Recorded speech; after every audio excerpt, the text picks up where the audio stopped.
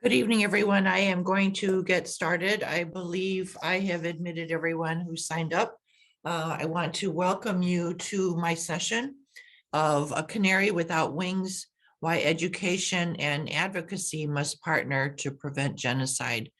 My name is Doris Duji. I am the curricular chair for the U.S. Committee for Ukrainian Holodomor Genocide out of Washington, D.C., as well as the Education Committee in Michigan. We have a lot to talk about today. And the first thing I want to do is congratulate all of you on your fortitude in teaching these past couple of years during the pandemic. The challenges were great, and I'm sure your fortitude and resilience were very much appreciated. So I'm going to say that much to all of you. Today, we're going to talk about several things. The first is Michigan's role in teaching genocide. And over the past several years, especially in Michigan, we've had a revamping of our social studies standards. There has been a lot of discussion about what is appropriate and what was not appropriate. And I was involved in that process, and I'll share with you the final results. Then I'm going to talk about Dr. Stanton's Stages of Genocide. And if you're not familiar with that, I'm going to go through them one by one because it gives a lot of perspective of the process that has been used historically by many, many regimes in order to pull off genocide. And we'll talk about that in relationship to what we are currently experiencing, unfortunately, again, in the 21st century. Then as a case study for collaboration, I'm going to be talking about the Holodomor under Stalin.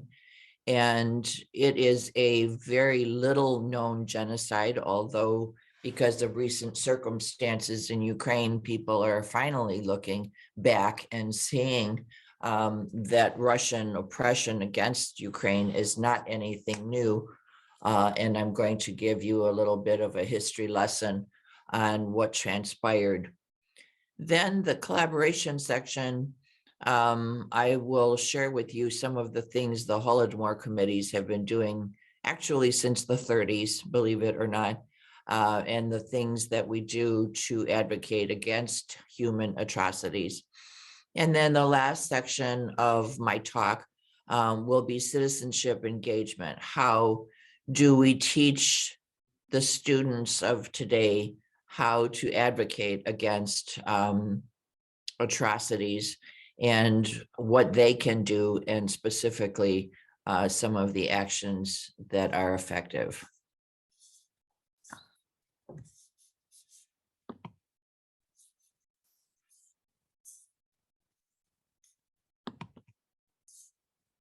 I'm trying to get a full screen here. How do I do that?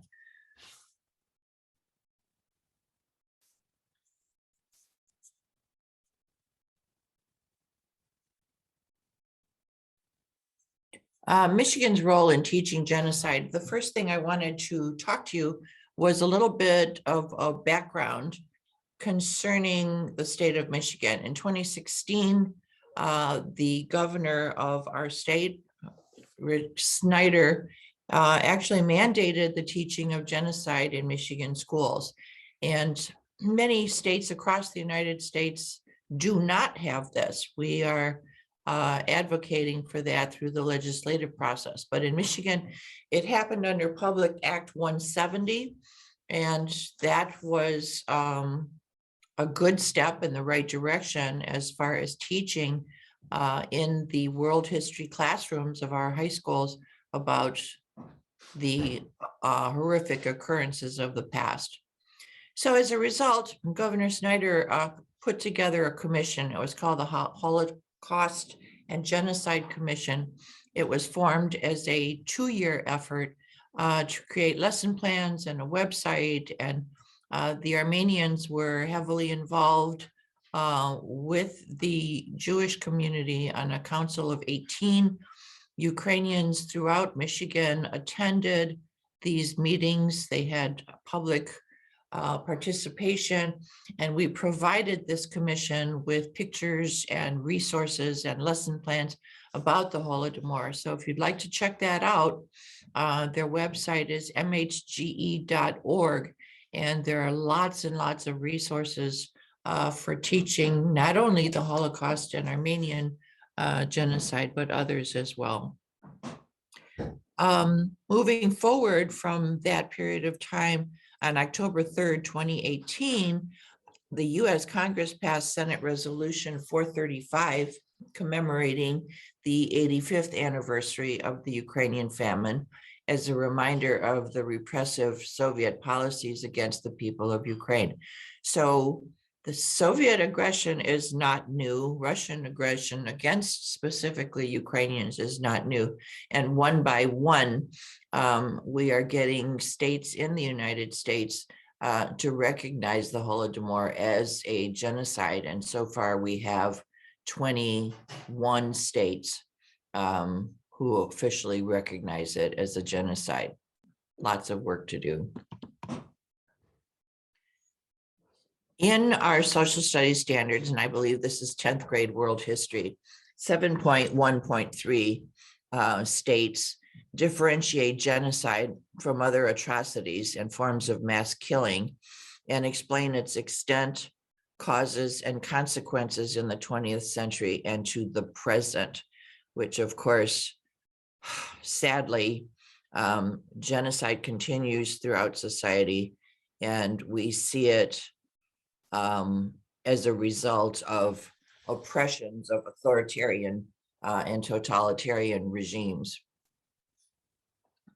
Getting more specific, these are the two sets of language that appears in our current world history standards. And there were many, many meetings, if you recall, a couple of years ago, where the social standards were being revised, and there was an ad hoc committee that literally slashed 30 pages of what they found irrelevant to a student's education.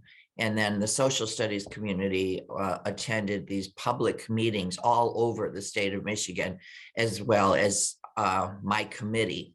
So the final result, and I got this off of the current edition, is analyze the development, enactment, and consequences of, as well as the international community's responses to the Holocaust, Armenian genocide, and at least one other.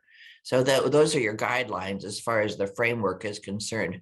But our intent was to include as many in the examples as possible. So after writing letters and meeting with the MDE and working with our legislators and a 2-year effort, we finally were able to be listed in the suggestions by the Michigan Department of Education.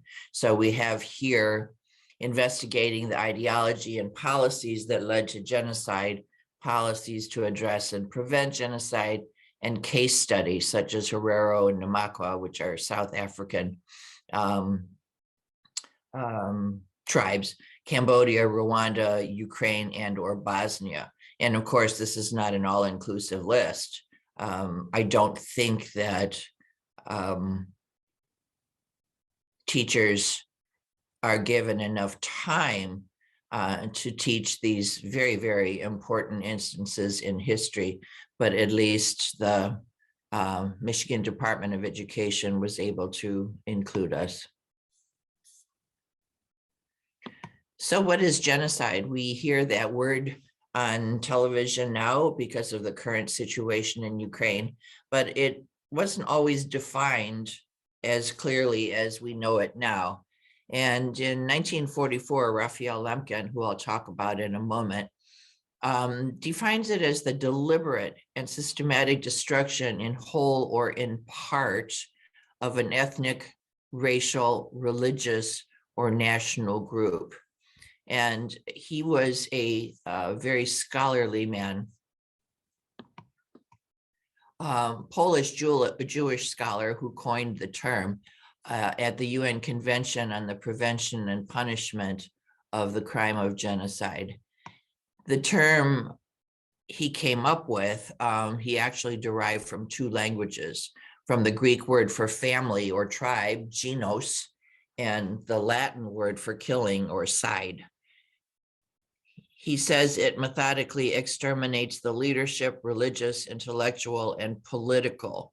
So you see that even happening in Ukraine today. They have lists of mayors, they know who the leadership is, and they go after them first. And that's exactly what Stalin did too. He says in Ukraine, the destruction of the farmers was essential since they were the core of tradition, folklore, music, language, and literature, and the national spirit of Ukraine. And at the 1944 convention, he used Ukraine specifically as an example of genocide. The 10 Stages of Genocide were created by Dr. Stanton, president of Genocide Watch, and I recently heard interviews on CNN with Dr. Stanton, and that was kind of exciting because I've been talking about him for several years in my webinars now. But their classification, symbolization, discrimination, dehumanization, organization, polarization, preparation, persecution, extermination, and denial. And I'm going to go over each one of these only because we can see it around us all the time. And I think that these flags are something that students in particular need to experience in order to put together a context of where an authoritarian regime is going.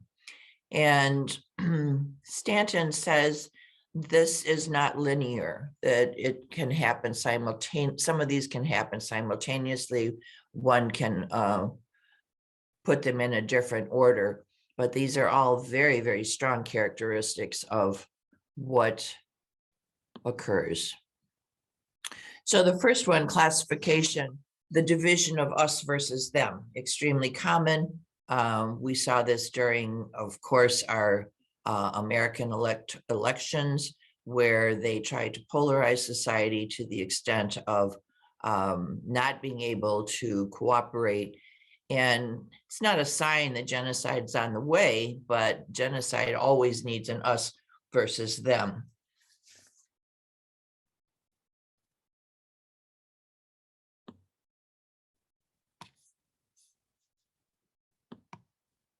Symbolization, words or symbols are applied to them. We're all familiar with the yellow star that the Jews had to wear. It could be skin color, it could be classifications put on ID cards.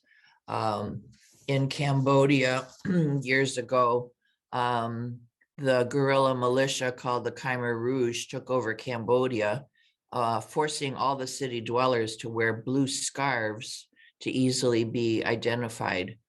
2 million people actually died in Cambodia through execution or starvation.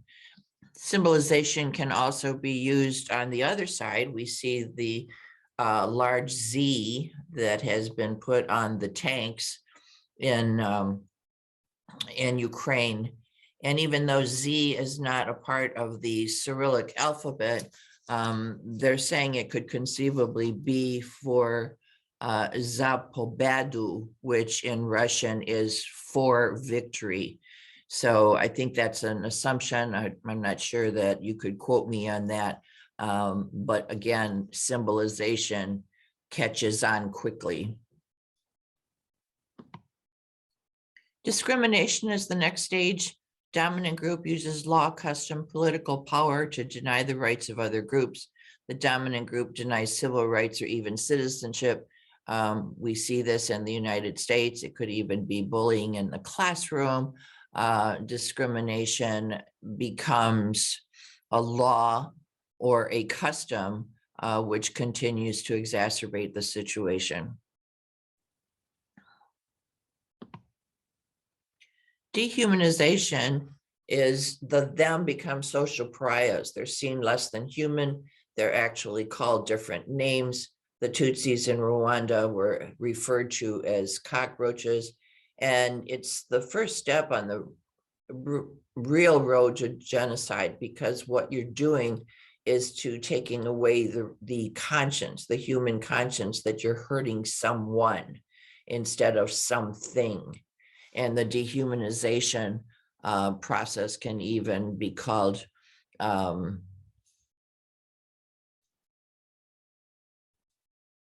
discriminating as well. Organization is probably the most important one. They're always organized either by a militia or by an authoritarian regime. And it's a way of perpetrating the hatred. So the regimes of hatred often train those who go on to carry out the destruction. So we saw that in Nazi Germany. We're seeing that in the Russian military. They are denazifying Ukraine, which is a lie and no one believes it. But the organization goes all the way to the top, and it becomes a system that is carried out.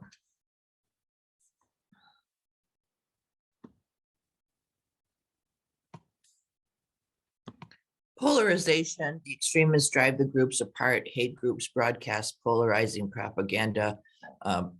That is something that was used in Germany, of course. Polarization is being used in Russia at the current time, feeding them disinformation and saying that the Ukrainians needed to be demilitarized, which was not the fact at all. In the 1990s in Rwanda, the Hutus referred to all the Tutsis as Inyenzi, or cockroaches, and they used radio and newspapers to condemn the Tutsis, and over 850,000 were killed in Rwanda. So the polarization, again, was an organized effort to drive the groups apart and to promote hate. Preparation, the perpetrators planned the genocide. Euphemisms such as the final solution or solving the peasant problem, as Stalin said, is just to cloak their intentions. So the term used by the Russians today, denazification, is just to continue their plan. And acts of genocide are often disguised as self-defense. So they're saying they need to demilitarize Ukraine in self-defense, which is not true at all. Persecution, we're getting to the severe extremes. The victims are identified, separated out. Death lists are drawn up. People are sometimes segregated into ghettos, deported, starved, properties expropriated, and genocidal massacres begin. This certainly was a process that Stalin used. They segregated people, sent them to Siberia. They were executed, starved, and the property was collectivized. Extermination, the hate group murders the identified victims in a very deliberate and systematic campaign of violence. We're seeing more violence now than has occurred worldwide since World War II. It is horrific, it is unbelievable, and it certainly is inexcusable.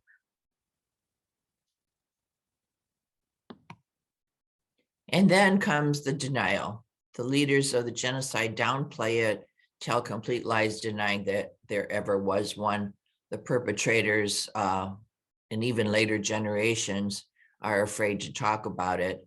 Evidence is destroyed and witnesses are intimidated. So the situation in Ukraine during the 1930s, what they did was to block the borders. People were not allowed in or out. The food was taken away. And then for years later, it was denied that there was a famine.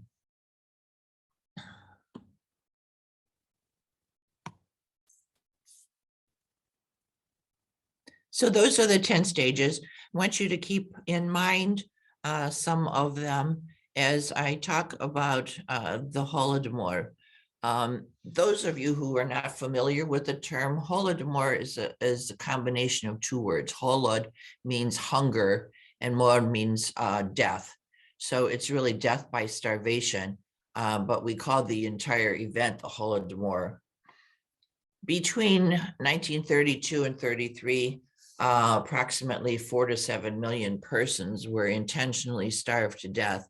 A lot of this information was proven when the Soviet Union fell in 1991, and we were able to access some of the archives. Stalin was in need of capital. He wanted to modernize and industrialize the Soviet Union. And he decided that he was going to use the grain to sell on the open market in the world to make that money. But in the interim, he could also suppress the nationalism of Ukrainians who were fighting against his collectivization process, since he was stealing all of their farms and putting it under state control. So the farms were collectivized, the grain was requisitioned beyond realistic measure, borders were closed, and millions died. And to this day, Russia denies it ever happened. I know many of you have been watching the news. You've probably seen more maps of Ukraine than you ever have in your life. At least people know where it is now. But Ukraine's geographic location has played a huge role in its history. It has no natural boundaries. Its location between Eastern Europe and Russia has made it easy prey to invasions time and time again. Ukraine has a very complex history, dominated on and off for hundreds of years by foreign powers, among them the Ottoman Empire, the Russian Empire, Poland, the Austro-Hungarian Empire, and of course, Nazi Germany. There was a brief period of independence in January of 1918. It is situated south of Russia and Belarus, east of Poland, Slovakia and Hungary, and north of Romania.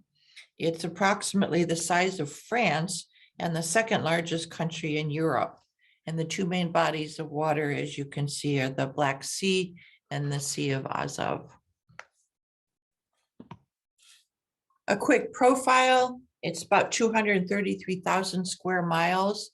It is known for its fertile land. Chornozem is the Black Earth, and it is known as the breadbasket of Europe for many years. Population is 46 million, or was. I think the current estimate is that 10 million have been internally displaced or have fled the country for their life. Capital, as you know, is Kiev. Christianity began in Ukraine in 988, and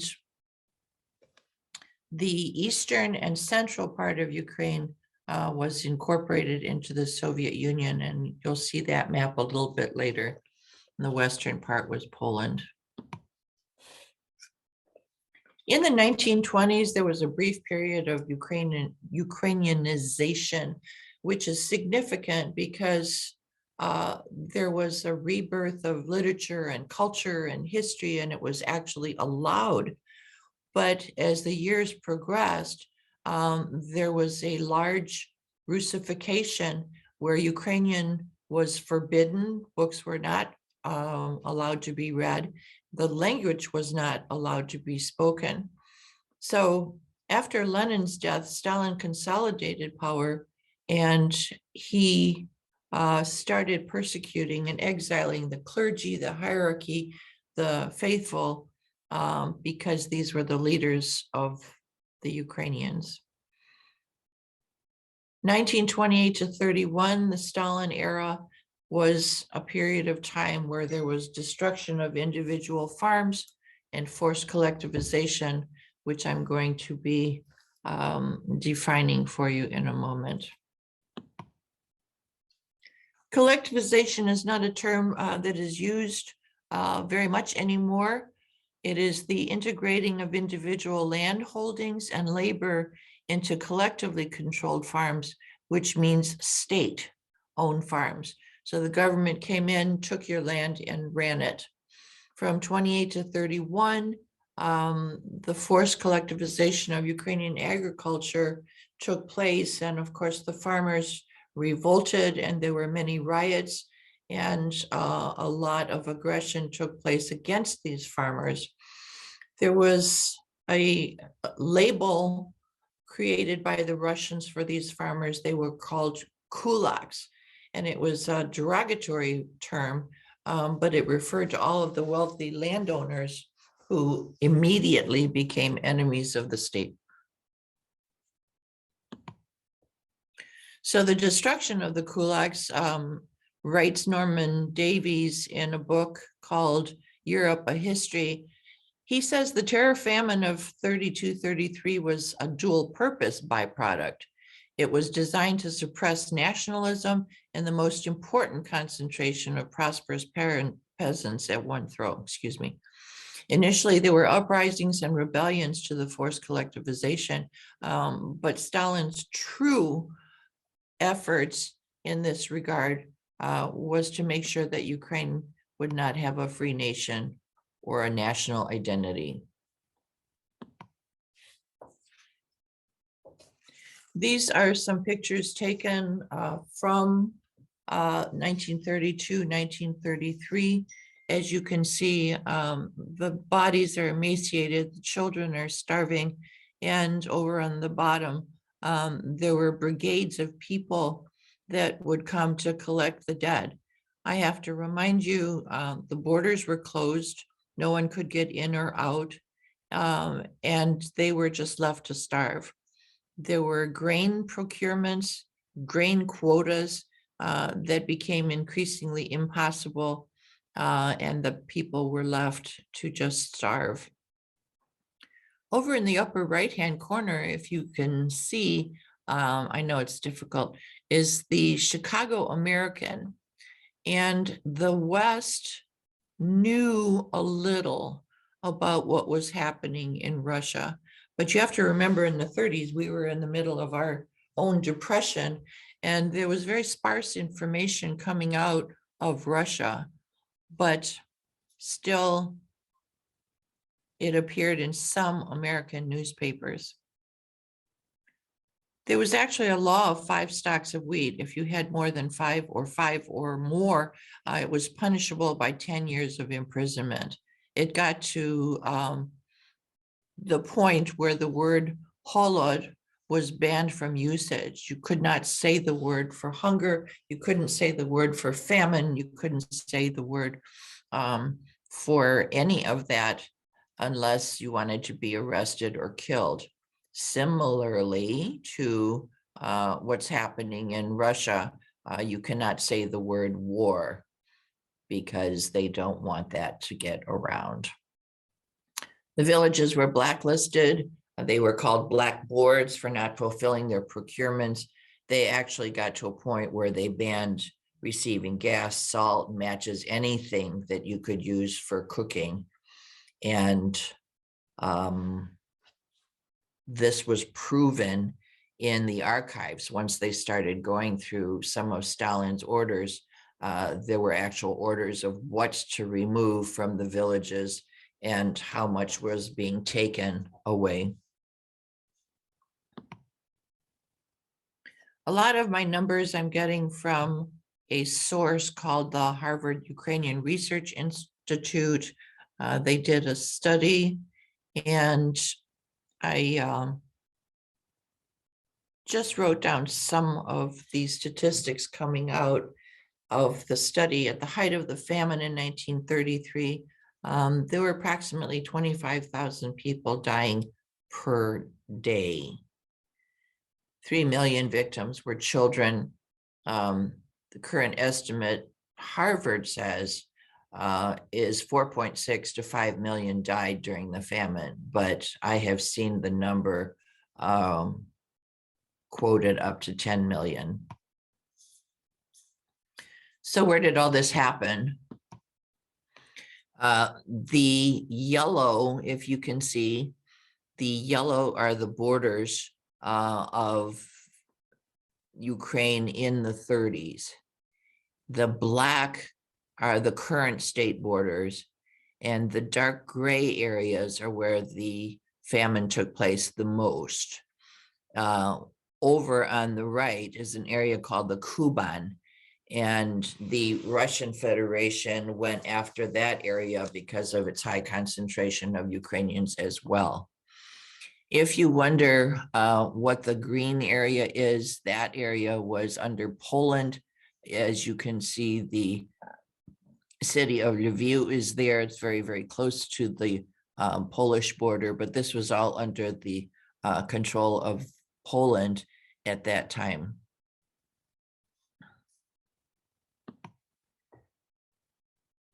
Walter Durani's name is starting to come up in current news because of the problem in reporting the truth, especially coming out of Russia.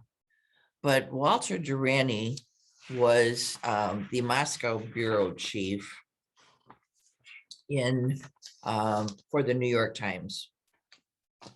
He was a Liverpool-born Anglo-American journalist who served as the Moscow bureau chief from 1922 to 1936.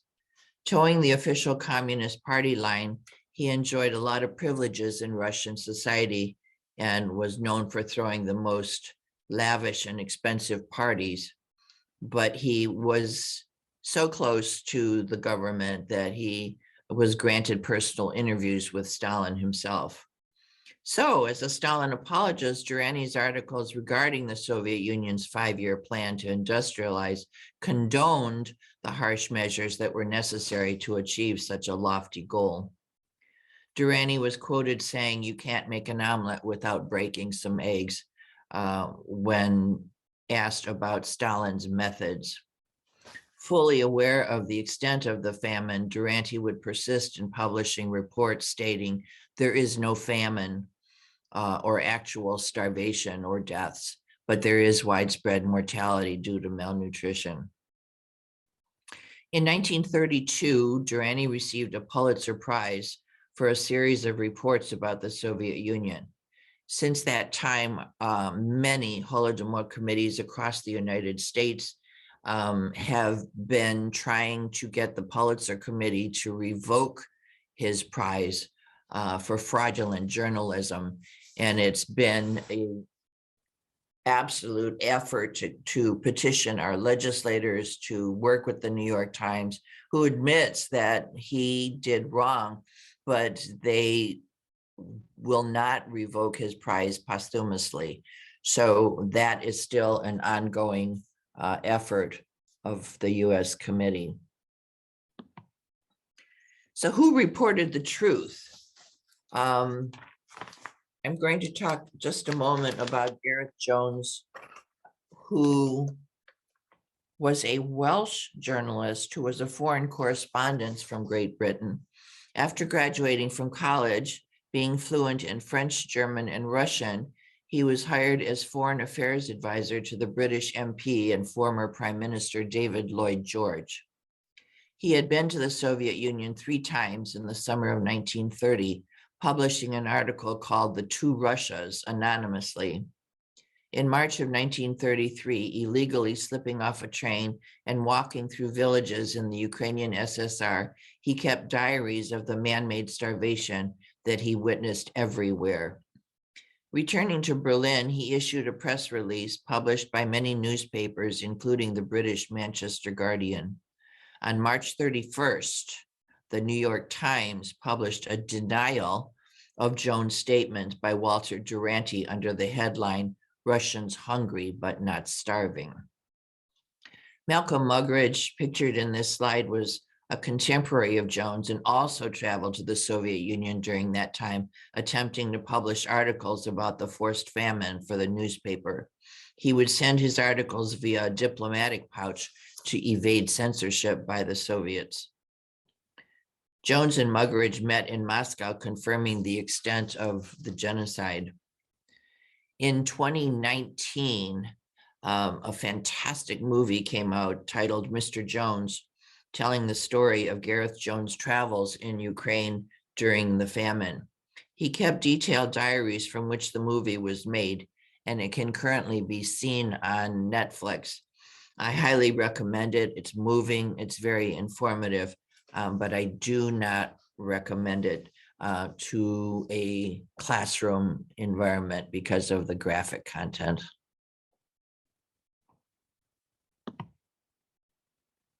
These are a couple of monuments. The former Congressman Sandy Levin worked very hard with the Ukrainian Holodomor Committee to lobby and get federal lands donated for the Holodomor Monument in Washington, D.C. And the dedication was November 7th in 2015. The monument on the right is a statue that is in Kiev, in the capital of Ukraine. And it's a young girl starving, and it's very beautiful. All right, let's get to the collaboration part of my talk. Since 1933, essentially, the Ukrainians in the United States have been providing support for Ukraine. We have many, many cities with high populations of Ukrainians, which have continued over the years. And we have Holodomor committees from Boston to Los Angeles who work to spread awareness of Soviet atrocities committed against Ukraine, but also work for human rights. We also have food drives because, of course, the starvation that was suffered by our people is impetus for doing good works.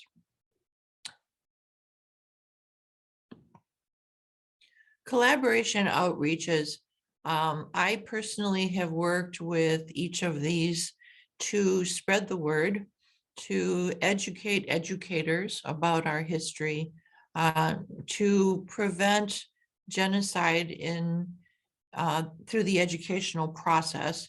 I worked with the Detroit Institute of Arts, Detroit Film Theater, which was my most exciting endeavor.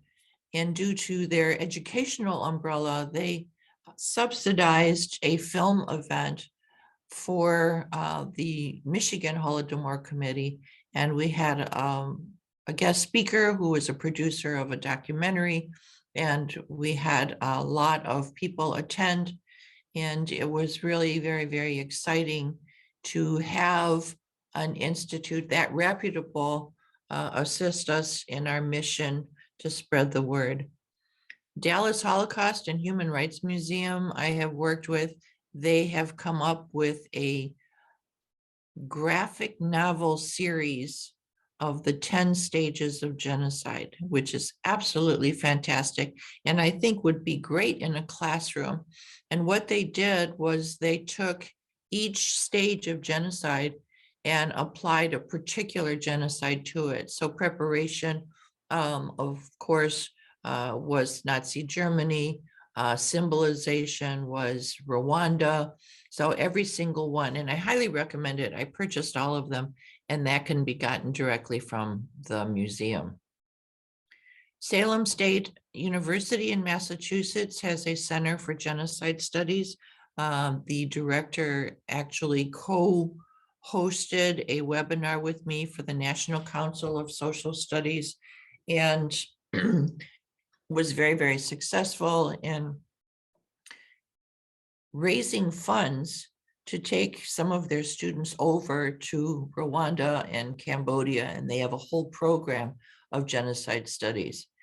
So there are many ways of collaborating to promote human rights, to teach genocide, and to make sure that you are motivated to continue the mission of humanity.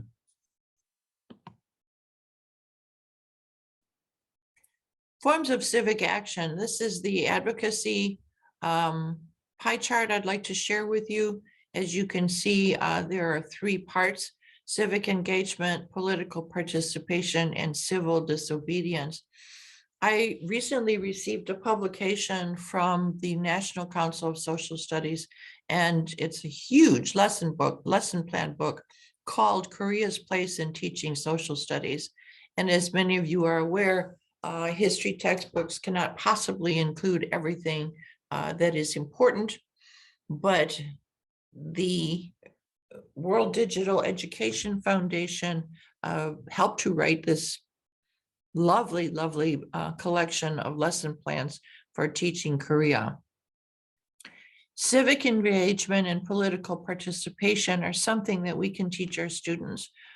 They need to be aware of the many ways that they can make a difference. This again is from the Korean lesson plan book, but I liked how it was organized. I really thought it was very important information, and I can send this to you if you need to contact me. I'd be more than happy to send you the slideshow or any information that you'd like. But political participation, engagement in the process, of course, this is mostly for adults: voting, running for office, joining a political party, donating, volunteering in a campaign, which students can do, lobbying for a particular law, cause, or issue, signing a petition. Civic engagement, working to make a difference in the civic life of one's own community, developing knowledge and skills to make that difference. Again, this applies to adults serving on a jury, volunteering, kids can do that, service learning, kids can do that, attending a school board meeting, joining or support a special interest group, boycotting and protesting. And I have to admit that the civic engagement of the communities in and around Michigan, and actually all over the United States and Europe, to support Ukraine have been amazingly impressive. The protests that I saw in the major cities of the world against Russia's invasion of Ukraine was so heartwarming and so inspiring. And to this day, the collection of military equipment and the rallies and the fundraisers have been just impressive, that people are stepping up to the plate. They're stepping up for a human cause and trying to help Ukraine. Civil disobedience is included in here.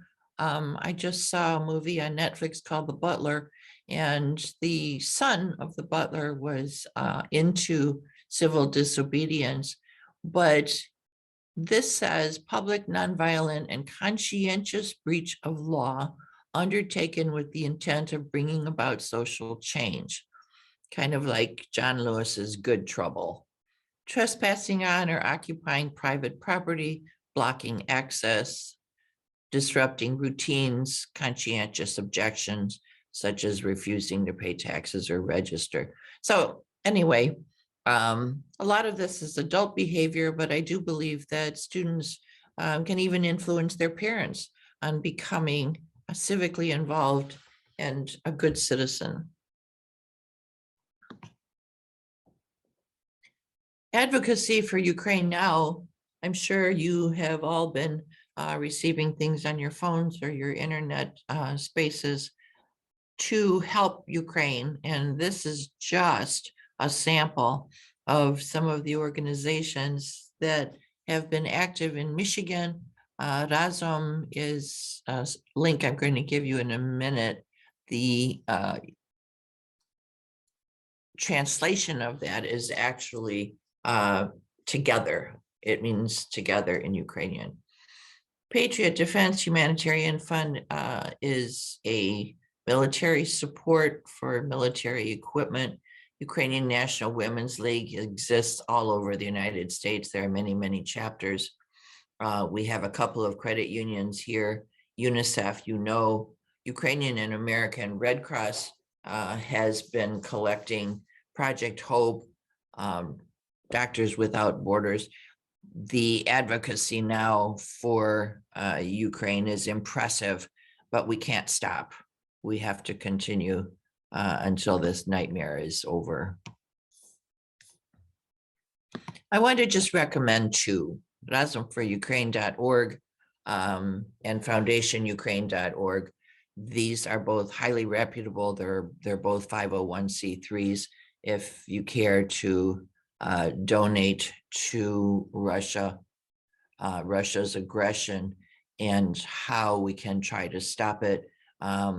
These organizations are not only collecting humanitarian aid, but purchasing military equipment for the soldiers.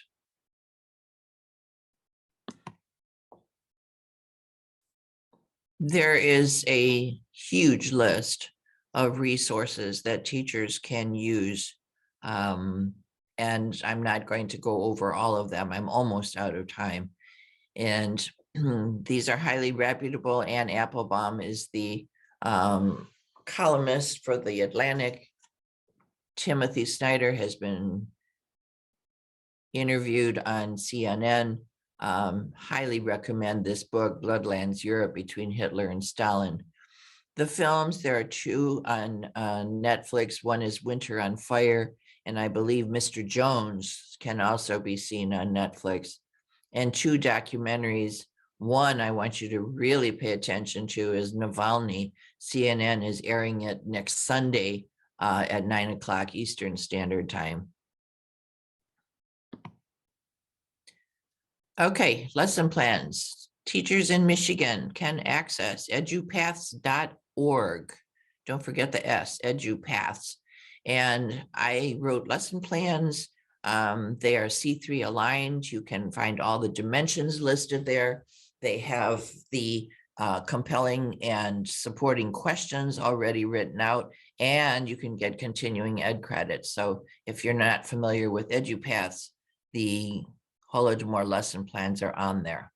The second link is extensive. It has many different kinds of lesson plans on it, and I recommend you checking it out. I want to thank you very, very much for listening to a session which is very important to me. I am a Ukrainian American, and all of this is very, very meaningful to me, my family members, and my entire community. So I appreciate you attending today, and I welcome you to contact me for any information. If you go to the presenter's bio page, my phone number is in there, as well as my direct email address.